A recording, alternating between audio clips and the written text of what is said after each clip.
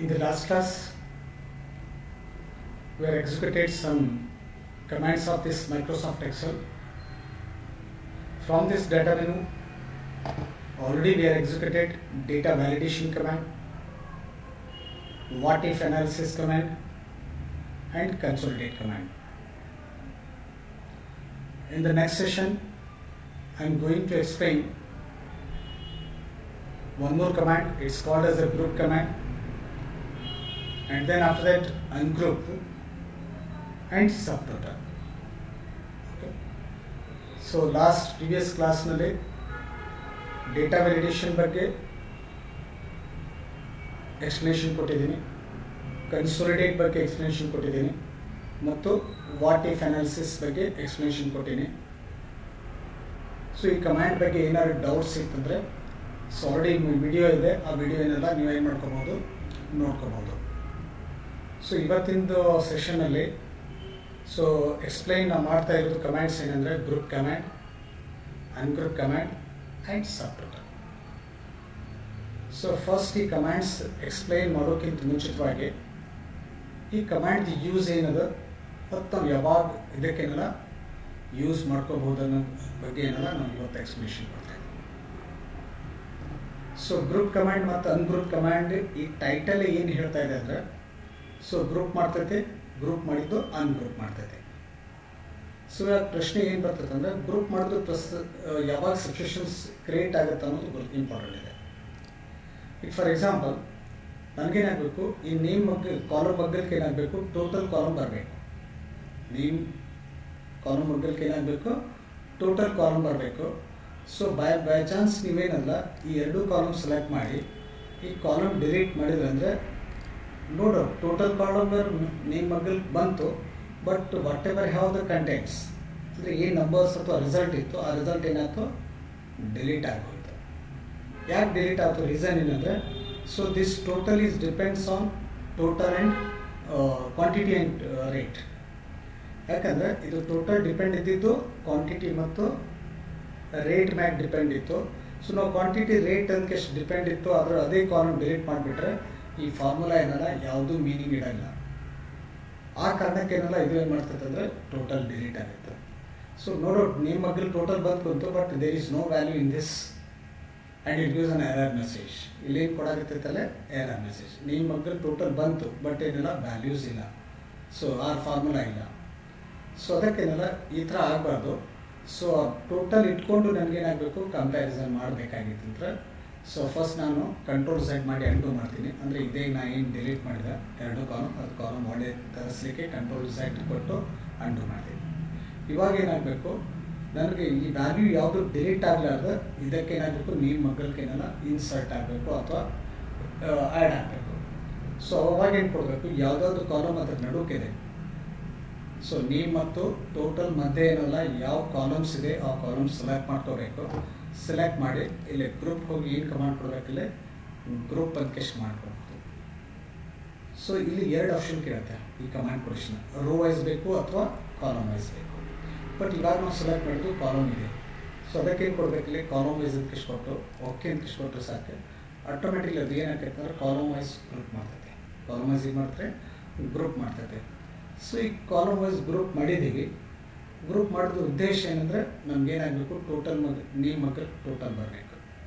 So group ಆದ ತಕ್ಷಣ ಈ ಥರ ಏನಲ್ಲ ಇದೇನು ಮಾಡ್ತೈತೆ, ಒಂದು ಮೈನಸ್ ಸಿಂಬಾಲ್ ಡಿಸ್ಪ್ಲೇ ಮಾಡ್ತೈತೆ. ಸೊ ಜಸ್ಟ್ ನೀವು ಮೈನಸ್ ಸಿಂಬಾಲ್ ಏನು ಇಂಡಿಕೇಟ್ ಮಾಡ್ತೈತೆ ಅಂದರೆ ಹೈಡ್ ಡೀಟೇಲ್ಸ್. ಅಂದರೆ ನಾವೇನು ಗ್ರೂಪ್ ಮಾಡಿವಲ್ಲ ಆ ಗ್ರೂಪ್ನಲ್ಲಿ ಇದ್ದಂಥ ಕಂಟೆಂಟ್ಸ್ ಆ ಕಾಲಮ್ಸ್ ಹೈಡ್ ಮಾಡಬೇಕಾಗಿತ್ತಂದರೆ ಮೈನಸ್ ಅಂದರೆ ಏನು ಇಂಡಿಕೇಟ್ ಮಾಡ್ತದೆ ಅಂದರೆ ಹೈಡ್ ಡೀಟೇಲ್ಸ್ ಅಂತ ಸಿಗ್ತೈತೆ. ಇದು ಇದ್ರ ಮೇಲೆ ಕ್ಲಿಕ್ ಮಾಡಿದ್ರೆ ಸಾಕು, ಇಲ್ಲೇನಾಯ್ತು ಹೈಡ್ ಡೀಟೇಲ್ಸ್. ಆ ವ್ಯಾಲ್ಯೂ ಡಿಲೀಟ್ ಆಗಿಲ್ಲ, ಆ ವ್ಯಾಲ್ಯೂ ಏನಾಯ್ತು ಹೈಡ್ ಆಯಿತು.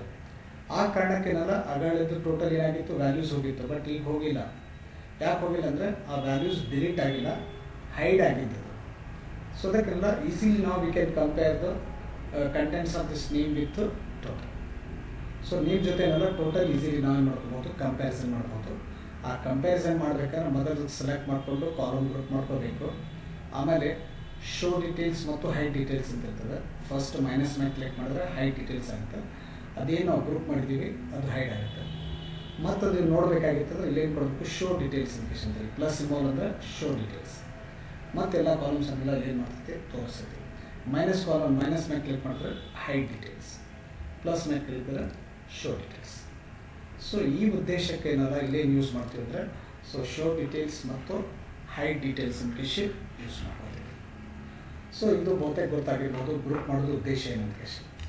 ಸೊ ಇವಾಗ ಗ್ರೂಪ್ ಮಾಡಿದ ಮೇಲೆ ಮತ್ತದು ಗ್ರೂಪ್ ತೆಗಿಬೇಕು, ಆ ಗ್ರೂಪ್ ಏನಾದರೆ ತೆಗಿಬೇಕು. ಸೊ ಅವಾಗೇನಾರ ಗ್ರೂಪ್ ಮಾಡುವಾಗ ನಾವು ಎಷ್ಟು ಕಾಲಮ್ ಸೆಲೆಕ್ಟ್ ಮಾಡಿದ್ವಿ ಅಷ್ಟು ಕಾಲಮ್ ಸೆಲೆಕ್ಟ್ ಮಾಡಲೇಬೇಕು. ಮಾಡಿ ಇಲ್ಲೇನಲ್ಲ ಅನ್ಗ್ರೂಪ್ ಹೋಗಿ ಅಲ್ಲೇನು ಆಪ್ಷನ್ ಯೂಸ್ ಮಾಡ್ಬೋದು, ಅನ್ಗ್ರೂಪ್ ಅಂತ ಕ್ಲಿಕ್ ಮಾಡಿದ್ರೆ ಸಾಕು, ಅಲ್ಲಿ ಕೇಳ್ತದೆ ರೋ ಅಥವಾ ಕಾಲಮ್ ಅಂತ ಕೇಳಿ. ಯಾಕಂದರೆ ಇವನ್ ಗ್ರೂಪ್ ಮಾಡುವಾಗ ಈ ಆಪ್ಷನ್ ಕೇಳಿತ್ತು, ಗ್ರೂಪ್ ಯಾವುದು ಮಾಡಬೇಕು, ರೋ ಮಾಡಬೇಕು ಅಥವಾ ಕಾಲಮ್ ಮಾಡಬೇಕಂತ ಕೇಳಿ. ಈಗ ಸದ್ಯಕ್ಕೆ ನಾನೇನಲ್ಲ ಕಾಲಮ್ ಗ್ರೂಪ್ ಮಾಡಿದೆ, ಅದಕ್ಕೇನೆಲ್ಲ ಮತ್ತೇನು ಕೊಡ್ತೀನಿ, ನಾನು ಗ್ರೂಪ್ ಮಾಡುವಾಗ ಕಾಲಮ್ ಕೊಡ್ತೀನಿ. ಓಕೆ ಅಂತ ಕೇಳಿ ಕೊಟ್ಟದ್ದು ಏನಾಯ್ತು, ಇವಾಗ ಹೈಡ್ ಡೀಟೇಲ್ಸ್ ಶೋ ಡೀಟೇಲ್ಸ್ ಇಲ್ಲೇ. ಸೊ ಗ್ರೂಪ್ ಆಗಿದ್ದ ಏನಾಯ್ತು, ಅನ್ಗ್ರೂಪ್ ಆಯ್ತು. Is it clear? ಸೊ ಈ ಥರ ಮಾಡಬೇಕಂದ್ರೆ ಗ್ರೂಪ್ ಮತ್ತು ಅನ್ಗ್ರೂಪ್ ಮುಖಾಂತರ ಏನು ನೋಡ್ಬೋದು, ಇದು ನೋಡ್ಬೋದು.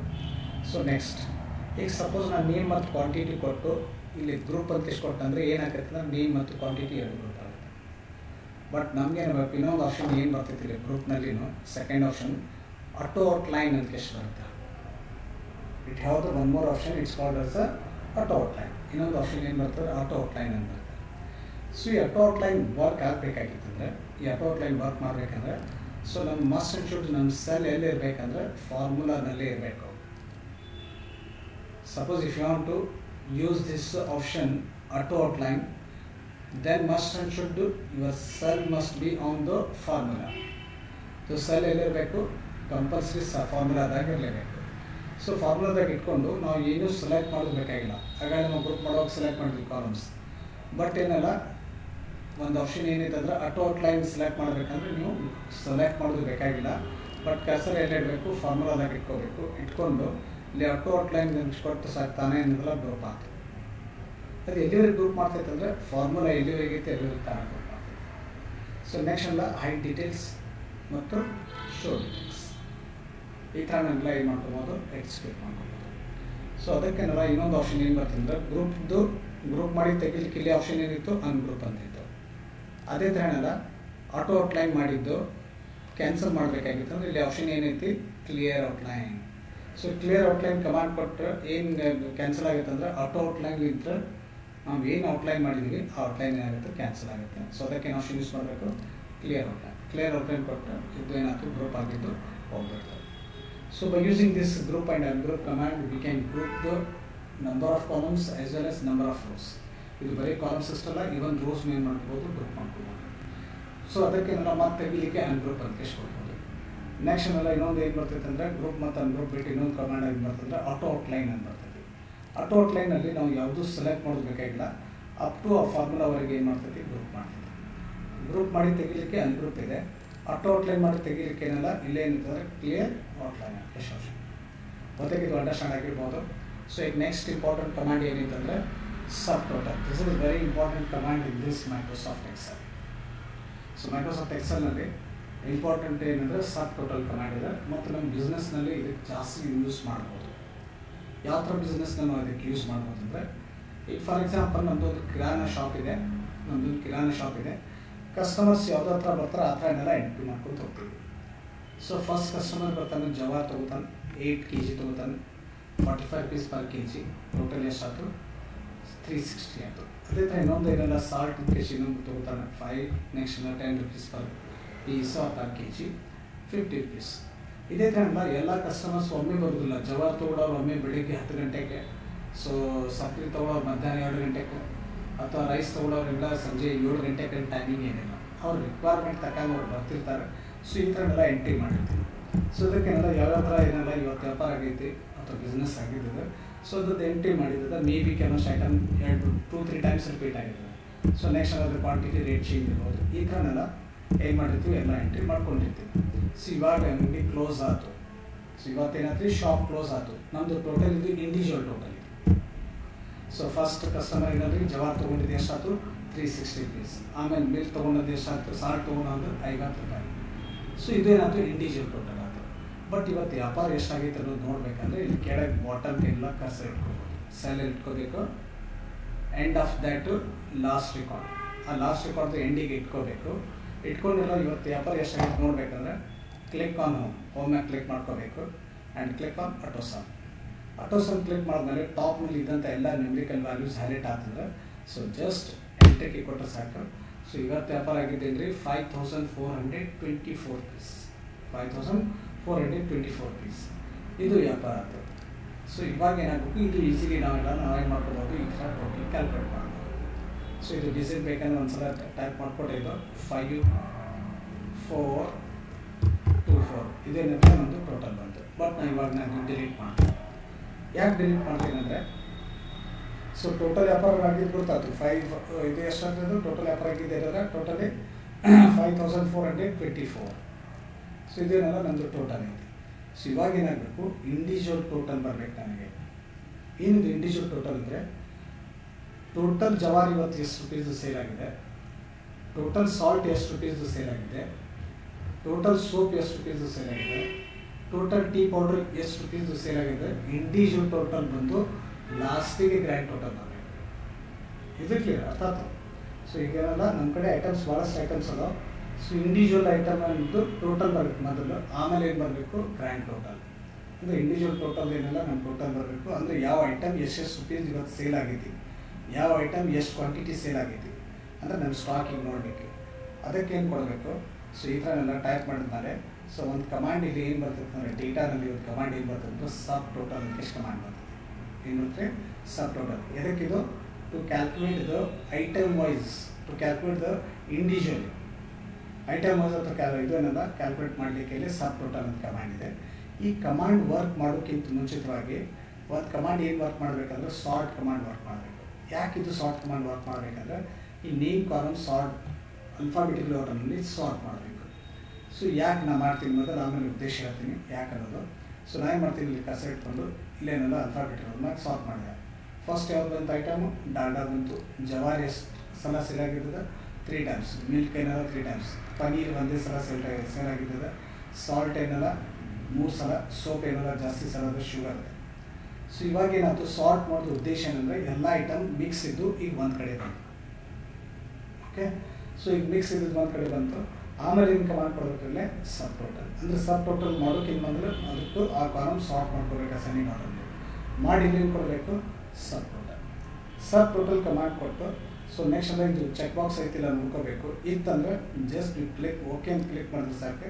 ಇದೇನಲ್ಲ ಇಂಡಿವಿಜುವಲ್ ಟೋಟಲ್ ಬರ್ತೈತಿ ಮತ್ತು ಗ್ರ್ಯಾಂಡ್ ಟೋಟಲ್ ಬರ್ತೈತಿ. ಹೆಂಗೆ ಬಂತಂದರೆ ಈಗ ಸೈಡಿಗೆ ನೋಡಬೇಕು ನೀವು ಗ್ರೂಪ್ ಅನ್ಗ್ರೂಪ್ದು. ಸೊ ಏನಂದರೆ ಡಾಲ್ಡಾ ಇವತ್ತು ಸೇಲ್ ಆಗಿತ್ತು 255 rupees ಅಷ್ಟೇ. ಆಮೇಲೆ ಜವಾರಿ ಎಷ್ಟು ಸಲ ಸೇಲ್ ಆಗೈತೆ ರೀ, 3 ಸಲ ಸೇಲ್ ಆಗಿರ್ತದೆ. ಸೊ ಫಸ್ಟ್ ಎಲ್ಲ 360 rupees ಸೇಲ್ ಆಗಿರ್ತದೆ, ಸೆಕೆಂಡ್ ಟೈಮ್ 250 ಸೇಲ್ ಆಗಿರ್ತದೆ, ಥರ್ಡ್ ಟೈಮ್ ಏನೆಲ್ಲ 100 rupees.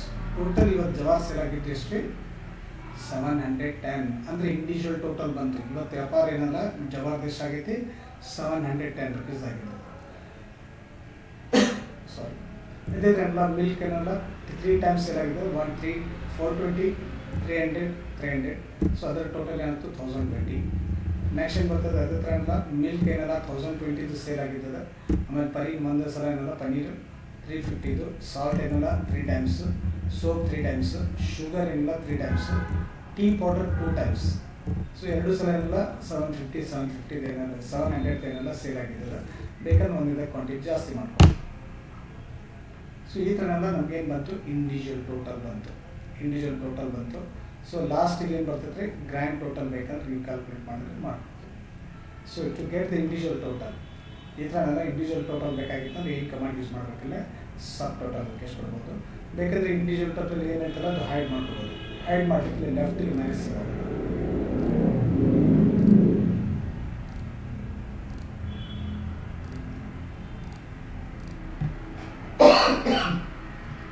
ಸೊ ಇವಾಗ ನೀವು ಬೇಕಾಗಿ ಈ ಥರ ಕೊಡ್ಬೋದು. ಅಕೌಂಟ್ಸ್ ಎಲ್ಲ ಈ ಥರ ಟೋಟಲ್ ಡಾಲ್ಡಾ ಏನೆಲ್ಲ 255, ಟೋಟಲ್ ಜವಾರಿ ಏನೆಲ್ಲ 710, ಟೋಟಲ್ ಮಿಲ್ಕ್ ಏನೆಲ್ಲ 1020, ಪನೀರ್ ಟೋಟಲ್ ಏನೆಲ್ಲ 350, salt total 120, tea total soap total 874, sugar total 695, and this one is a tea powder total it's 1750. So ಈ ಥರ ನಮಗೂ ಇಂಡಿವಿಜುವಲ್ ಟೋಟಲ್ ಸಿಕ್ತು. ಸೊ ಅದರ ಡೀಟೇಲ್ಸ್ ನೋಡಬೇಕಂದ್ರೆ ಪ್ಲಸ್ನ ಕ್ಲಿಕ್ ಮಾಡ್ಬೋದು. ಯಾವುದು ಇದು ಪ್ರಾಡಕ್ಟ್ ಬಗ್ಗೆ ನಮ್ಮ ಜಾತಿ ಹೆಚ್ಚಿನ ಡೀಟೇಲ್ಸ್ ಬೇಕೋ ಅದು ಪ್ಲಸ್ ಮ್ಯಾಗ ಏನು ಮಾಡ್ಕೋಬೇಕು, ಕ್ಲಿಕ್ ಮಾಡ್ಕೋಬೇಕು. ಸೊ ಮತ್ತೆ ಹೇಳಿದ ಕಾನ್ಸೆಪ್ಟ್ ಗೊತ್ತಾಗಿರ್ಬೋದು. ಸೊ ನೀವು ಅಷ್ಟೇ ಅಲ್ಲ, ನಿಮ್ಮ ಯಾರು ಫ್ರೆಂಡ್ಸ್ ಅವ್ರಿಗೂ ಸಬ್ಸ್ಕ್ರೈಬ್ ಮಾಡಿರಿ. ಸೊ ಆನ್ಲೈನ್ ಕ್ವಿಝ್ ಇರುತ್ತೆ, ಆ ಕ್ವಿಝ್ ಏನೆಲ್ಲ ಅಟೆಂಡ್ ಆಗ್ಬೋದು. ಯಾರು ಆನ್ಲೈನ್ ಸಬ್ಸ್ಕ್ರೈಬ್ ಮಾಡಿರ್ತಾರೆ ಅವ್ರಿಗೆ ಮಾತ್ರ ಅದು ಕ್ವಿಝ್ ಏನೆಲ್ಲ ಫೆಸಿಲಿಟಿ ಸಿಗ್ಬೋದು. ಆ ಕಾರಣಕ್ಕೇನೆಲ್ಲ ಎಲ್ಲರೂ ಏನೆಲ್ಲ ಈ ಚಾನಲ್ ಸಬ್ಸ್ಕ್ರೈಬ್ ಮಾಡಿಕೊಡ್ರಿ. ಏನು ಅಂಡರ್ಸ್ಟ್ಯಾಂಡ್ ಆಗಲಿಲ್ಲ ಅಥವಾ ಬೇರೆ ಕಮೆಂಟ್ಸ್ ಬಗ್ಗೆ ನಿಮ್ಗೆ ಎಕ್ಸ್ಪ್ಲನೇಷನ್ ಬೇಕಂದ್ರೂ ಎಕ್ಸ್ಪ್ಲನೇಷನ್ ಕೊಡ್ತೀನಿ. Very shortly Tally online classes start ಆಗ್ತಾ ಇದೆ. ಸೊ ಆ ಟ್ಯಾಲಿ ಆನ್ಲೈನ್ ಕ್ಲಾಸ್ ಏನೆಲ್ಲ ಇಂಪಾರ್ಟೆಂಟ್ ಇದೆ, ಅಕೌಂಟ್ಸ್ ಬಗ್ಗೆ ನಿಮ್ಗೆ ನಾಲೆಜ್ ಸಿಗ್ಬೋದು. ಸೊ ಆ ಕಾರಣಕ್ಕೆಲ್ಲ ಎಲ್ಲರೂ ಸಬ್ಸ್ಕ್ರೈಬ್ ಆಗಬೇಕು, ಇವನ್ ನಿಮ್ಮ ಫ್ರೆಂಡ್ಸ್ ಮಂದಿನೂ ಶೇರ್ ಮಾಡ್ಕೊಳ್ಳಿ. So thank you for being with us. Thank you.